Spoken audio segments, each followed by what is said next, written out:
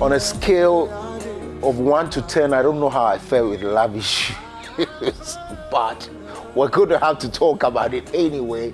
Welcome to the month of love. Welcome to us doing it the right way, not only in the presence of men and from the knowledge of men, but what God instituted it to be. And that's why I'm excited to be here with one lady that, as for her, I know for a fact she knows her ways around the issues of love. Biadela is here with me as well. Let's talk about love today. We're starting off on a very high note, and we've brought some very great individuals who are going to be talking about, looking at their age, you can tell how many years. I don't want to guess, but I'll guess later on. Counselor Dr. Yao Tete, and of course, Pastor Mrs. Cecilia Efua Tete are our guests today, and we're excited about it, aren't we? Yes, we are. Yes. You're welcome. Welcome. Thank you. So we'll have both of you. Let me guess, and so we're going to take a good guess of how old they are in marriage, right? I say, Holy Spirit, help me.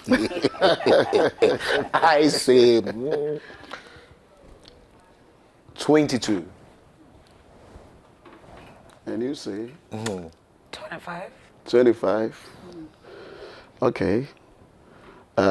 Who's closer? None of you.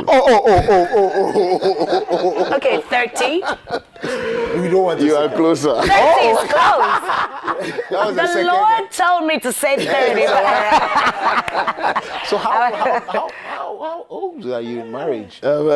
March next month will be 34 years. Wow. Then the question, what have you been doing? I know. We're going to, unpack all of these and more, but where did you meet her first, though? Where did I meet her? Yes, where did you see her? Okay, we both grew up in a community close to Achimota. Okay. And it happened that I was staying at University of Ghana with my father, and she was at Dodi Papas in the Volta region. Okay. Then she completed school, teacher training, and she came down. I also completed sixth form, and I left my father. I decided not to stay with him again, so I also came to... Big boy. Big boy, yeah. So I also came to this community in Achimota, and her house is just beside my house. Okay. So we share a wall. Okay. And that is how I started. So you were one of those young men who do... Yeah, very close to one. Okay. I see. Very interesting. Wow. So 34 years, and the point for me is a lot of young people will be asking, what? It's a difficult thing. People who have started 3 years, 4 years, 5 years, even 10 years will tell you it's been tough. But from the day you met him and started talking about issues of life and how you can settle down till now, what would, in your account, be as what has kept this marriage going? I believe the underlining pin is commitment. Marriage takes a lot.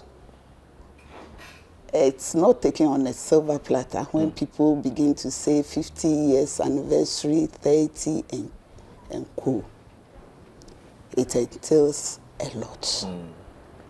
But when we went in, we went with Christ. Knowing very well that we are accountable to the Lord as our groom. Right. So we must live the life in such a way that at the end of it all, the Lord will applaud us. So with the commitment, we all started years back as a young lady teacher, and he as his former. And we became friends and decided to go into marriage. I had a mentality that when it's a journey of no return, and I've accepted that in my spirit, whatever the condition might be with Christ, with me or with us, we'll sail through. So with commitments in diverse ways, loving each other, supporting each other, caring for each other, and even growing in our professions. Like I was saying, I was a young lady teacher, but along the line, I became a graduate teacher. Okay. As of now, I'm a headmistress in one of the basic schools. Okay. And he's a PhD holder. Oh, I see. And he's still pursuing. Oh, yours more. Yes, maybe another Doc. PhD in counseling. Doc. Yes. I see. But so we're going to get into their lives pretty much. You also have the opportunity to speak to them because we're going to be opening the phone lines for you to also ask questions and also to say hi to them. But Charlie, I'm just, soaking in. The 34, no? The 34. Right, 34%. I'm at 5 now. 34%. It's amazing how we see the older folks go through certain challenges or maybe certain parts of their lives with ease and with length of days. And for the younger people, it comes off like it's a battle. Mm-hmm. Now people feel like, okay, marriage is such a big thing. I don't even want to marry. I just want to have a child, take care of my child, that kind of thing. I don't want to go into this whole marriage thing. I don't want to ask the challenges you've overcome. Papa would always say, what have you survived? Mm-hmm. I don't want to ask, because I don't want you to be teary and all of that. But today, really, I really would want us to give something to people who are even single and planning to get into marriage. What are some of the personal values that even a single person should have before they start to have this whole marriage conversations? I'm going to take it out on Doc first. The PhD. Yeah, holder. Yeah, thank you very much. And what I will say is that the values we hold as individuals really determine what we become. And as a way of definition, I would say that values are the principles that underpin what we do. Okay. So if you have very good values, the propensity that you do well is there. If your values are not right, you're going to put yourself in a lot of problems. And talking about values, we have biblical values. Okay. And traditional values. We also have humanistic values. I believe that everybody will subscribe to one of these values. Being Christians, we subscribe to biblical values. So if you want to succeed in your marriage, your value system must be built totally based on the Bible. And when I say biblical, I'm also talking about properly interpreted scripture. Because anybody can get up and pick any scripture and build anything around it. And that doesn't make for success in the way we're talking about. So it should be properly interpreted scripture, Holy Ghost inspired interpretation, so that we build our values around it. When we build our values on biblical principles, we will succeed.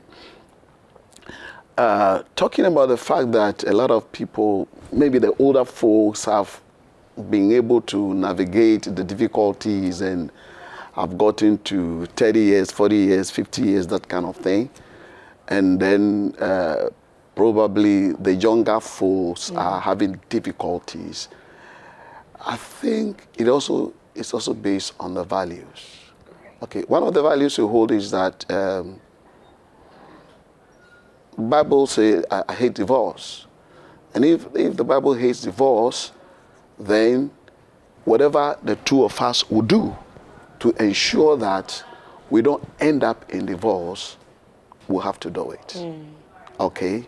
I know, as a counselor, I know that there are a lot of challenges that is resulting in divorces today.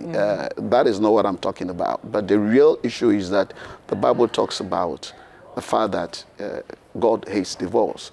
And if your value system is built on Bible, then that the issue of divorce mentality is out of your mind. So you don't really even think about it. You think about how to solve or navigate the difficulties that come into the marriage. Let me add this to it, that of course, people who have humanistic values, they are the center of themselves. Everything is they themselves are in the center. So God is out of it, and they don't care whatever they do.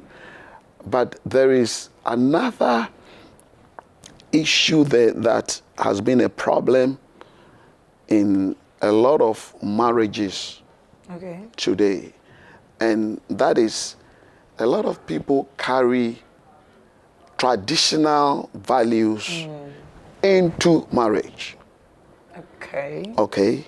They are Christians, they are in the church, but they have traditional values. Okay.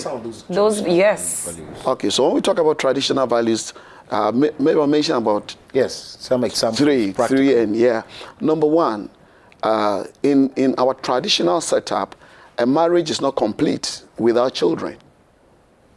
Oh. Okay. Okay, so if you go into the marriage and there is delayed childbirth or anything of that sort, it's enough grounds for the man to go behind the woman or the woman to go behind the man. Okay, so that is one big problem. Okay. So you see people in the church who are Christians, but they live by the traditional values. So when they're having difficulty, instead of sorting it out, they prefer to go behind and create more problems. And you see, this paternity fraud that we talk about is as a result of these traditional values that marriage is not complete without a child. Okay? So either the woman who thinks that she doesn't have a problem would have to prove herself. So she goes behind the man. So paternity fraud comes in. Okay. That is one. Then another big problem we see is that in the traditional setup, the man is the king, the woman and the female children are servants. Okay? King and servants. Yeah, king and servant. We're going to be exploring some of these themes very shortly, because I want us to also expand it so that people, because the childbirth thing is a big, big, big issue. Yeah. So we'll come to that.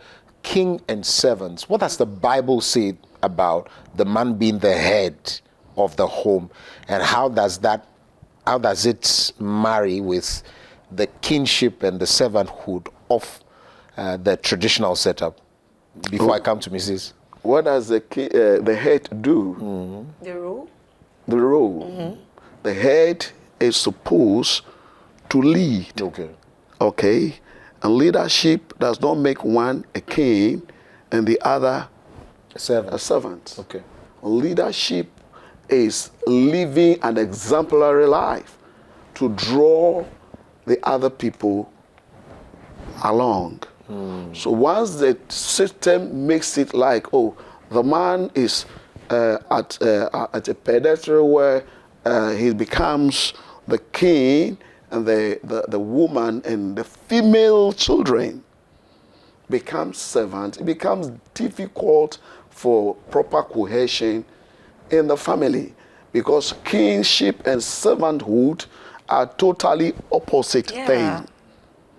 One has to serve, and serve at all costs. All costs. That is what we see in a lot of the traditional systems we grew up in. Okay. I see. Very, very instructive.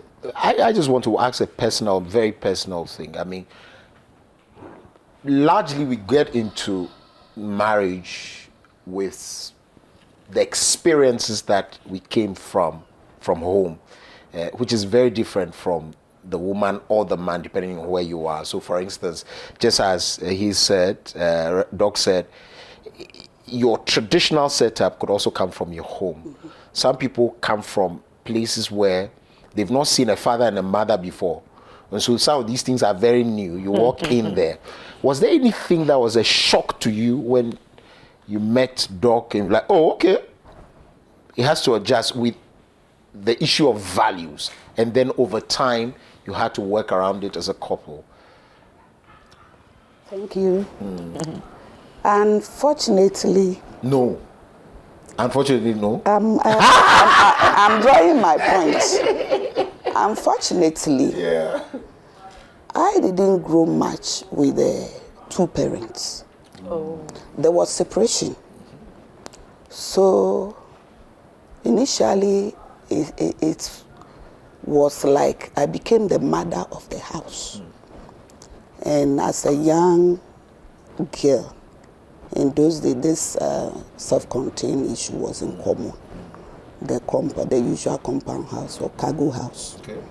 It's called cargo house too. Cargo house, yes. Okay, this is the first time. Cargo house carries a lot of people. You know, there were many families in the same compound. Right.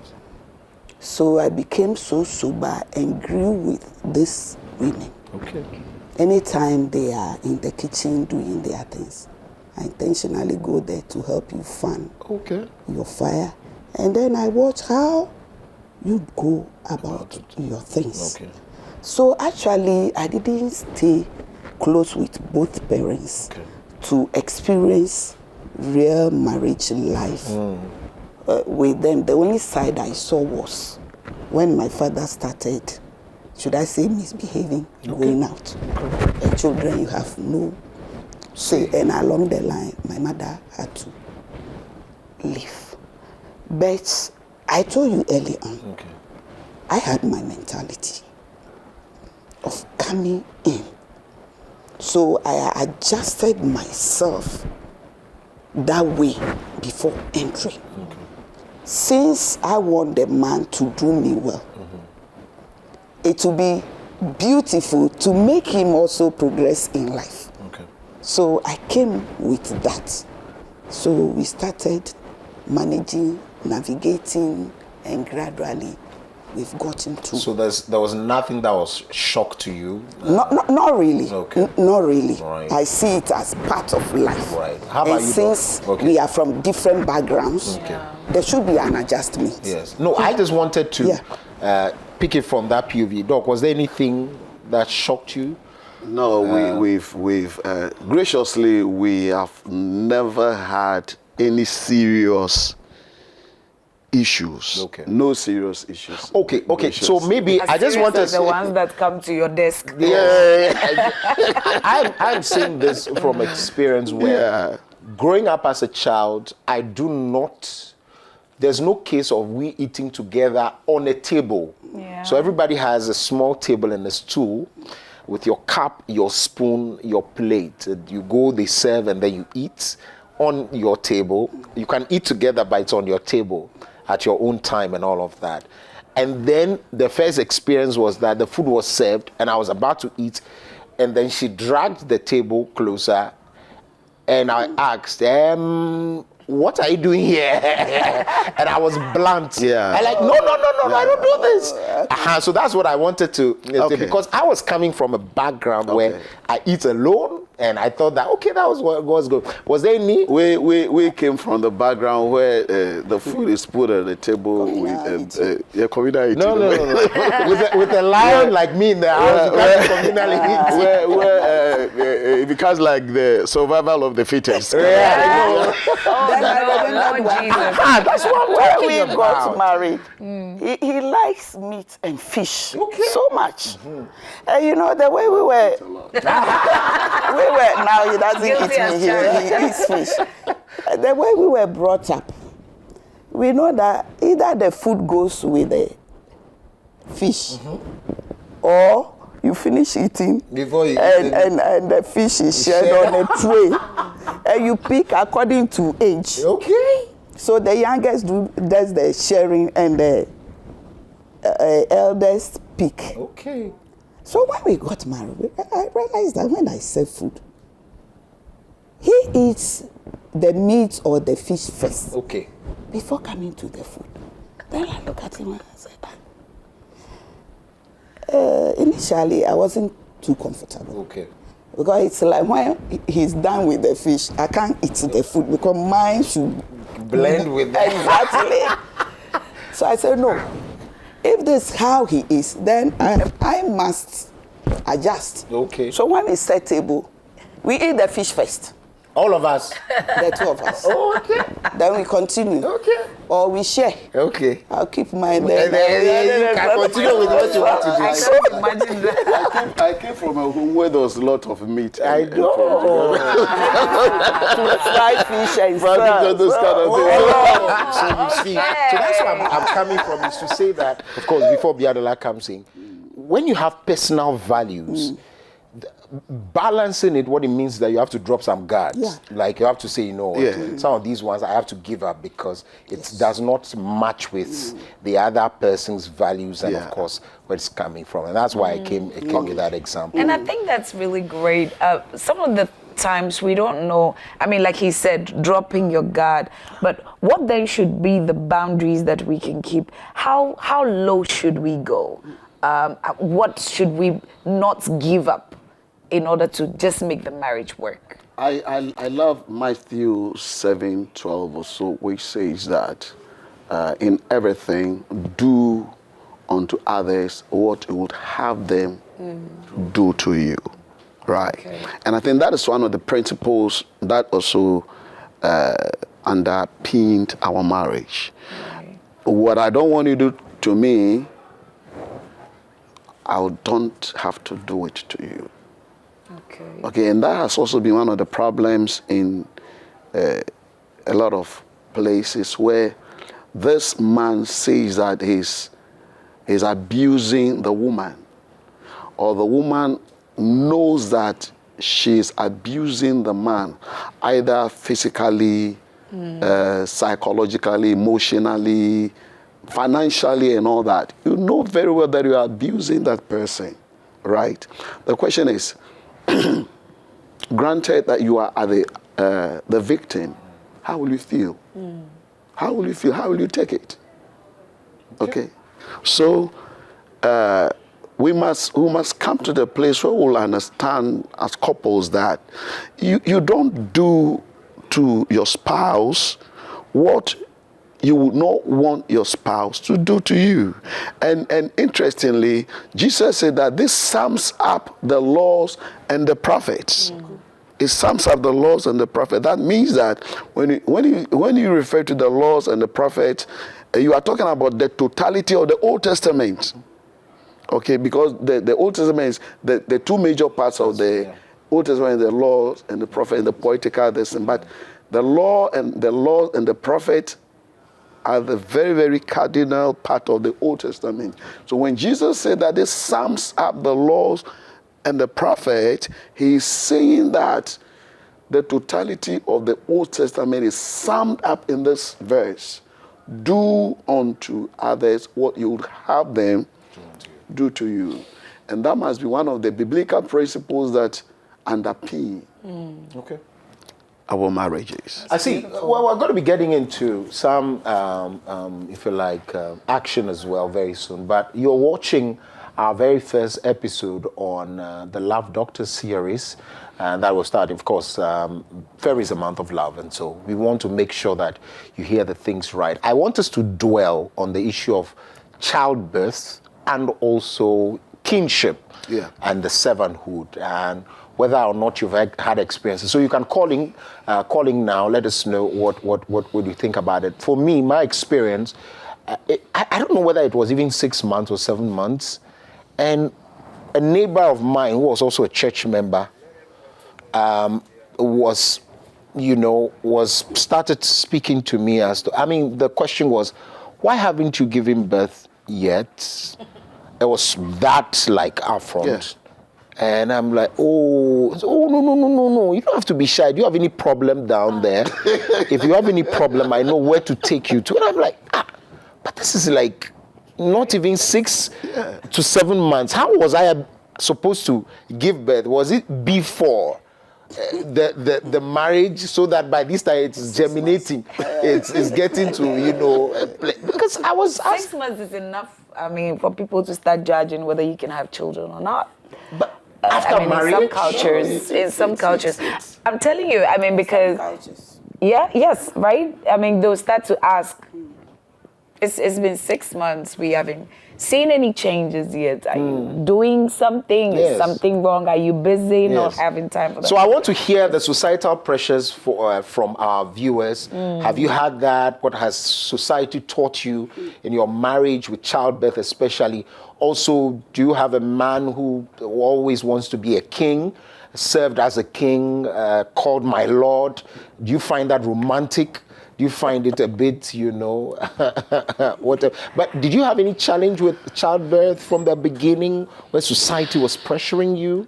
No, we didn't have that. Okay. But we've come across a lot of people who, like you said, 6 months, under normal circumstance, if there is pregnancy, it should be seen, right?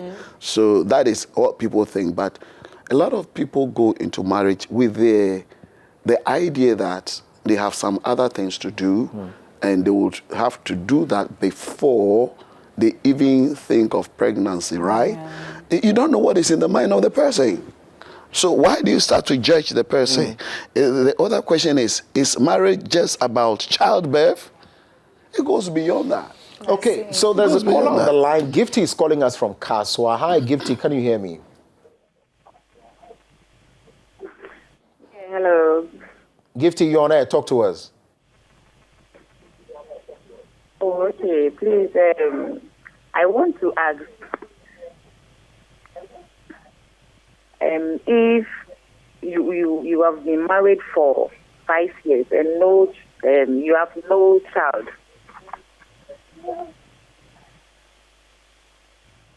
and my mother-in-law is giving me pressure, so I want an advice from. Okay, we'll give you. And remember also that the guests we're bringing here are professional counselors. These are professional counselors, and so they'll do justice. So you see, that's the question. Okay, 5 years. I am the professional counselor. She's not. So. Okay, right. She's a wife, but she has learned. Learning on the job. 5 years, mother-in-law says, "Where is my grandchild? I want a grandchild by Sounds force." like a movie. Nigerian movie. Yes. Yeah, so Gifty, I think your husband should be able to handle this issue. Okay, it is the husband who should handle it. Especially coming from the mother-in-law. Coming from the mother-in-law. Yeah. It is your husband who should handle it. So if your husband is not handling it, please talk to him. Or if it is possible to get a respectable man, particularly a counselor, to speak to your husband, that would be helpful. Because other than that, there is nothing you can do about it. Let me give you a practical example. This our man,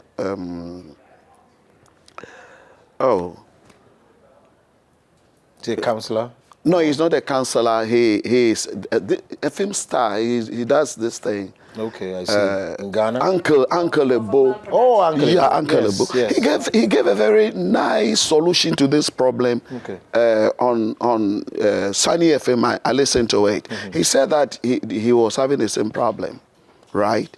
And the mother was disturbing. One day he just took the mother out and told the mother that this is our issue. Whatever we need to do about this thing, we are doing it.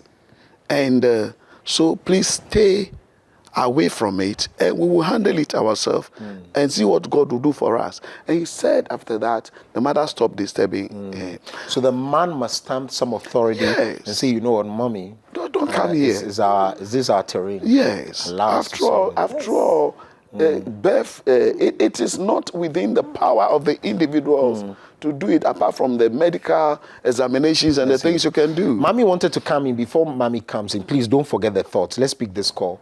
Bismarck is from Aboso. Bismarck, can you hear me? Hello, good morning. Hi, Bismarck, you're on air. This is Bismarck and Terry. Daddy, good morning to you. You are looking so nice, and Mommy, you are also looking so gorgeous. Thank you, Bismarck. The issue about childbirth, I'm also married for like 3 years, and yes, so we don't have a child yet. But the issue is, if I'm concerning the first lady's issue, is there any checkup between both of them? They have to go to the hospital and do some checks. Maybe there might be a problem with the man, not the woman. So if there's any checkup and they are all good, then I think the timing also is a factor. Absolutely. Understanding the times where we're dealing with that at Action Chapel International, where the chronos and the kairos, kairos time. Well, you wanted to speak about. I was going to talk about setting boundaries. Boundaries, okay. Boundaries. At times we have to let our parents know that it's two mature people who have decided to marry.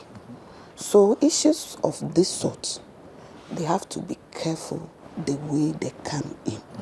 And much depends on the husband or the man. You know, normally the pressure comes from the man's side to the lady. So when the man sets a boundary that this is my wife, this is my home, I have the right to take decision on from the word go. They'll be careful how they intrude into your family affairs, because I can set ours clearly. Okay. That was what saved me. Okay. So everyone is careful how to come in and talk to me anyhow or say anything, because you can't do it. He made it clear from the word go. So you can't do it. Okay. You can't do Worst case scenario, Doc, worst case scenario where the man has refused to take authority to stop the woman, and now it's become a battle, and the woman is also suffering from psychological issues. What happens? Yeah, some of these things, you let me say that the appropriate place to handle it might not be on air. Okay. Right. So if you are going through a problem, you need to see professional counselors who will sit you down. Whatever test they need to do, they will do the test and help you, especially if you are blessed to have both of you ready to meet the marriage counselor. They will help you a lot. Okay. But apart from that, one thing I am seriously advocating is that every marriage should have what we call support system.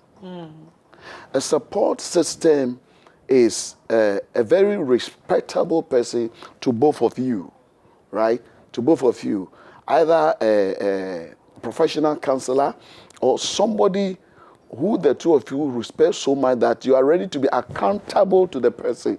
You are accountable to your support system. Okay. So that when the two of you agree that you are our support system, if there is any issue in the marriage, both of you have the right to call the support system and tell him or her that this is what is happening without even telling him that I'm going to talk to the support system, because the understanding is that the two of you are ready to do that. Mm-hmm. So once you have a difficulty that you cannot handle, like the scenario you're creating, then the lady will have to call the support system, or the young man will have to call the support system. The support system will call the two of you, sit you down, talk with you, reason with you, bring the various suggestions and options for you to see. Then you take a decision on what to do. And whatever decision is taken here becomes binding to the two of you, because it is the two of you who agree that this person must be our support system. So more and more, younger marriages especially, sit down, the two of you should agree that we want to be accountable to somebody. You see, people live life of impunity when they are not accountable to anybody. And most of the marriages that we see with difficulties, either the man has become something that nobody can handle, or the woman has become something that nobody can handle. It is because they are not accountable to anybody. I see. So they must be accountable. Support system. All right. Yeah. Accountability is very key. We have some 10 minutes to go. Yes, you want to say something finally? Taking me back to the earlier issue, Daddy was raising the leader and the man being the boss. Okay. Yeah, like And king the servant. woman becomes a servant. When you look at this system, our cultural system, we see the women, I'm talking about this delayed childbirth. We see the woman as, it's the women who get barren. But men don't have any problem. That's what we think. But if I could remember, there was a say some years back, they realized that there's a greater percentage of infertility amongst men than women. Okay. So I also want to use this platform to plead with men. When they are having such issues, the two of them have to seek help. Either the medical side is very important. When it comes to medication or taking of drugs, they should do well. They shouldn't leave it for only the woman.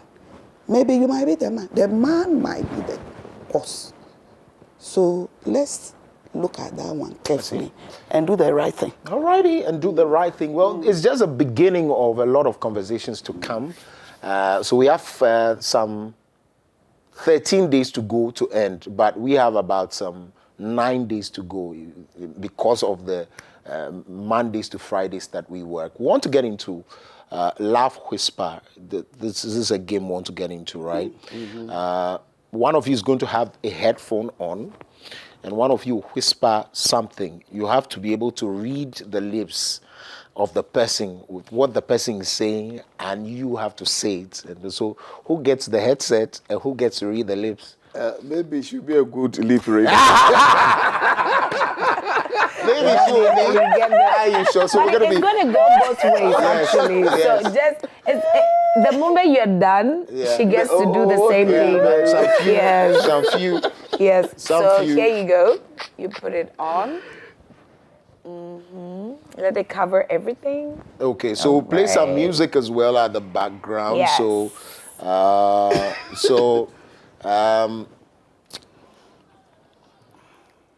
Doc, can you hear me? I'm hearing the music, not you. So it means you can. It means you can hear. Yeah. Okay. So it means it has to be. It's his lips. His Yeah, lips, you can.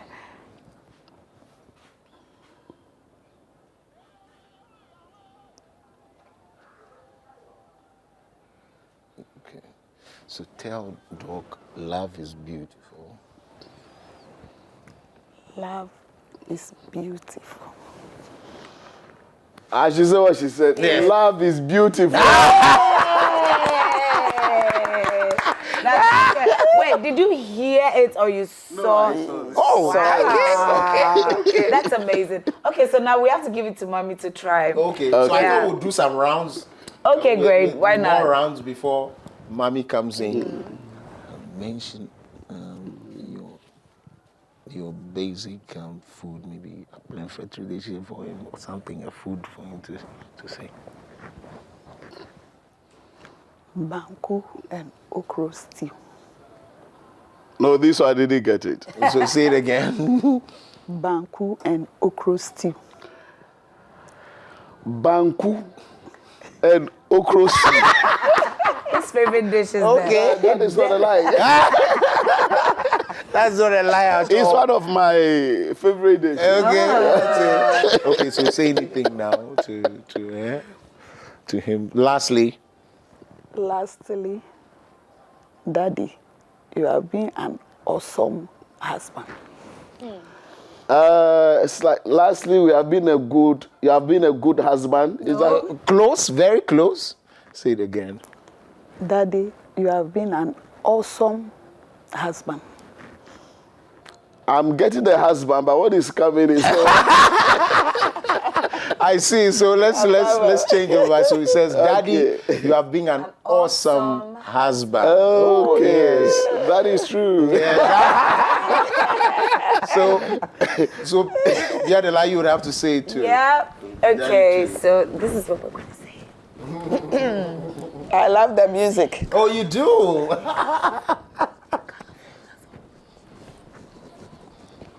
Okay, so look at my leaf. I love you. No.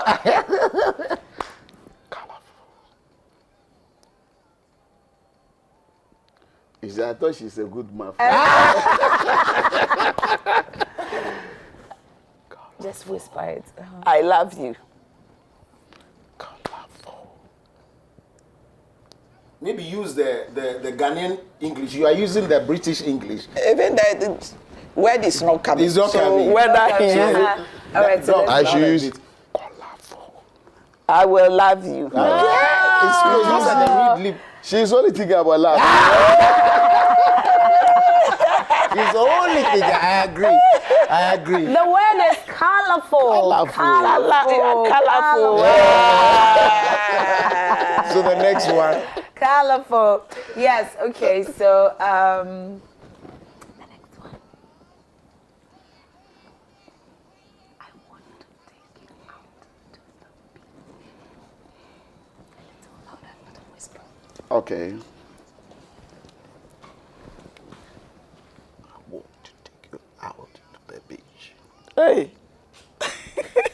Come again. I want to take you out to the beach. I will. Come again.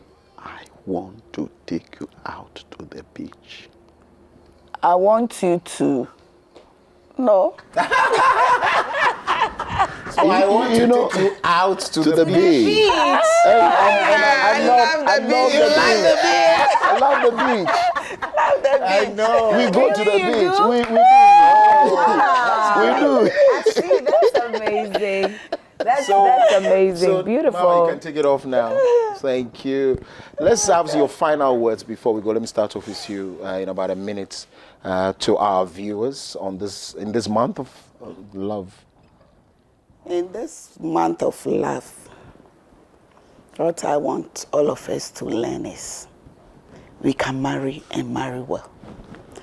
If we make the commitment and adjustment and decide to leave some things off to suit our partner, as the years go by, you grow together and you know the do's and the don'ts in the relationship, and you also know what pleases your partner and what does not please him. And women in particular, we like nagging. The nagging should come down. Rather, we should put it in action.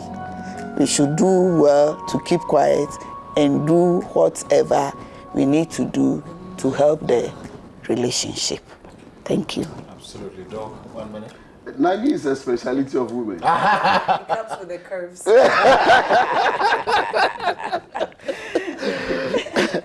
Well, I believe that people can marry for long. Okay, people can marry for long, and it is simply based on biblical principles. Okay, this is what the Bible is saying. So if I say I'm a Christian, let everything about my marriage be dictated by the Bible, and I will grow in it. If we have other things like secular humanistic tendencies, we hide in the church and do traditional things, the marriage will not succeed. Let me tell this story shortly. A lady was having problem in her marriage, so she called the in-law, the father-in-law, and told the father-in-law that this is your son. My husband is going after other ladies, and I want you to talk to him. The father-in-law said that in our home, no man marries one. You see, that is the traditional mentality from the home. No one marries one. But this is somebody who was married in the church. Did he tell the young lady that no one marries one in our home? No. So he hid in the church, appeared a very pious person. Yeah. Then you start doing those things. So let's leave the traditional attitude behind and be biblical in whatever we do, and ensure that what I will not want this lady to do to me, I shouldn't do it to her. Counselor Dr. Yao Tete, and of course, Pastor Cecilia. More Jonas. I'm no more for Jonas than the Yao. Okay, so you are more with Jonas now. Yeah. So Counselor Dr. Jonas Yao Tete, yeah. Yao Tete, and of course, Pastor Cecilia Afua Tete. Thank you very much. We're grateful. We wish you many more years to come, and we want this to, just as it's serving as an example to many of us, may it continue to do so. Thank you very, very much. There's a book, you've authored a book? He actually has about 10 books. 10 books. I have 10 books. Okay. So just mention the titles because we've run out of time. So that's all right. Marriage, So okay. Your questions on marriage answered. Okay. That's authored by Dr. Jonas Yao Tete, the forward by Reverend Dr. John. So these are latest? No, this is, the latest is... okay, so this also is Marriage Counselor. This is the latest. The Graceful Parenting, Raising a Godly Generation. Look, we need to read books about these things. For some of us, we've just seen people do it anyhow, and so we need to read it. The Bloodstained Shelter, Devotional Exposition on Psalm 91, also authored by our guests. And so, please, where do we get these books from? Amazon? Maybe I'll give my number. Okay, please do. That'd be great. Please do. 0266 0266 13 6644. 6644. Yes. All right. Please mention it again. 266 Right. 136644. Absolutely. Okay, so anybody who wants one can just let me know. Absolutely. And I'll share with you. I understand you've brought us some books as well. Yes, I brought these copies. And coming Sunday. Okay. I'm launching the newest one. That is purely on singlehood. Oh, okay. Yeah, so that'll be the 11th Absolutely. of the book. We're grateful for the books. Thank you so very grateful. much. We'll read it. To read them. And then share with the then people we'll as well. live them. Yes. Exactly. Yeah. Leave them.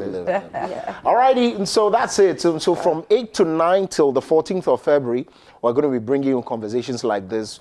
You get an opportunity also to call and share your thoughts, your submissions, and of course your questions with us. Up next is a conversation we want to have: Black excellence The issue of Black History Month or Black Our Story Month is coming up next. Let's get you into it, even as the world commemorates that and the entire month of February. Stay with us.